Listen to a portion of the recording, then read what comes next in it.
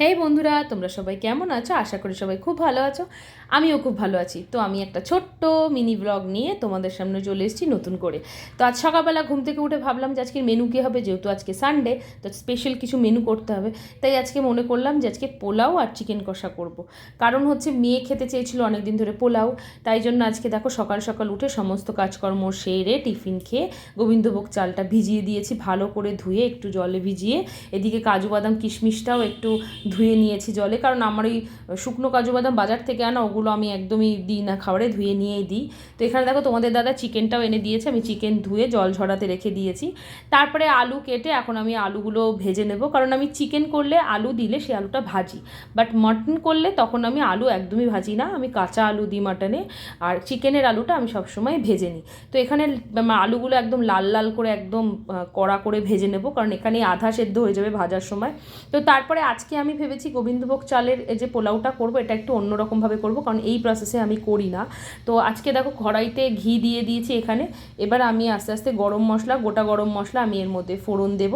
তারপরে যখন এই মানে গরম মশলা থেকে একটু ভালো গন্ধ ছাড়বে, তখন আমি আস্তে আস্তে এর মধ্যে মানে চালটাকে না আমি ধুয়ে জল ঝরিয়ে তার মধ্যে আজকে আমি মানে চালটাকে কি করে এটাকে এর মানে প্রসেসটা করব আমি তোমাদেরকে গুছিয়ে বলতে পারছি না। কারণ আমি আগে করতাম কি বলো তো, সেদ্ধ করে তার মানে জলের মধ্যে চাল দিয়ে ভাত যেরকম করে সেরকম ভাত করে নিয়ে আমি পোলাও করতাম।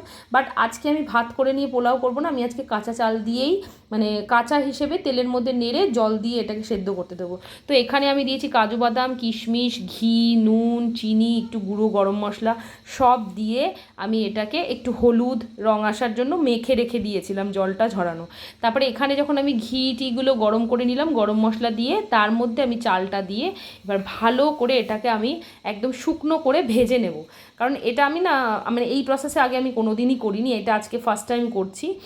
তো যেহেতু আমি এটা ভিডিওতেই দেখেছি, দেখে আমি এটা বানালাম। মানে যতটা চাল দিয়েছি তার ডবল জল দিয়েছি, মানে আমি 2 কাপ চাল নিয়েছি, আমি 4 কাপ জল দিয়েছি। তো সেইভাবে আমি এখানে এই প্রসেসেই করলাম। তো আজকে প্রথম ফার্স্ট টাইম ট্রাই করছি, কারণ কেমন হয়েছে মানে কেমন হবে তখনও আমি বুঝতে পারিনি, কিন্তু পরে দেখলাম জিনিসটা খুব ভালোই হয়েছিল, এইভাবে করলে খুব ভালোভাবেই হয়। তো আমি এখানে বাটিতে দেখো গরম জল করে রেখেছিলাম, এবার গরম জলটা পুরো এর মধ্যে ঢেলে দেবো, কারণ আমি ওর চালটাকে ভালো করে নেড়ে নিয়েছি। তো নেড়ে নেওয়ার পর এখানে আমি গরম জলটা অ্যাড করে দিলাম।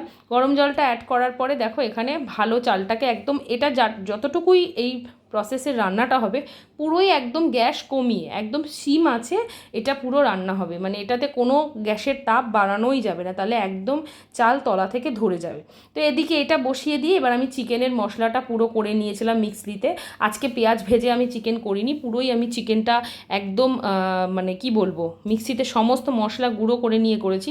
ভাজা পেঁয়াজ দিয়ে এক একদিন করি, কিন্তু আজকে ভাজা পেঁয়াজ দিয়ে করবো না।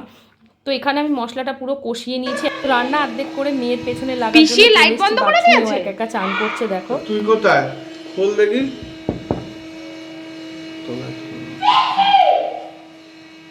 খোল শোন শোন তাড়াতাড়ি,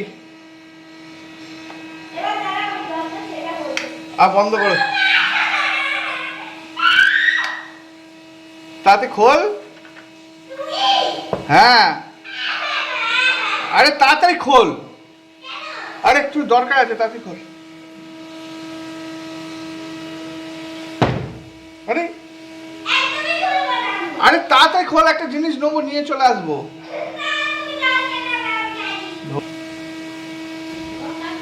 খোল খোল খোল। তো তারপরে দেখো আমার পোলাও একদম ঝরঝরে আমার পোলাও রেডি। দারুণ হয়েছিল পোলাওটা খেতে, যেহেতু আমি খাওয়ার পরে এই ভিডিও ভয়েসটা দিচ্ছি তাই জন্য তোমাদের সাথে শেয়ার করলাম। তো আমার ভিডিওটা যদি তোমাদের ভালো লাগে তাহলে একটা লাইক করো, কমেন্ট করো, আমার ভিডিওটাকে শেয়ার করো। তো আজকের মতো টাটা, সবাই খুব ভালো থেকো।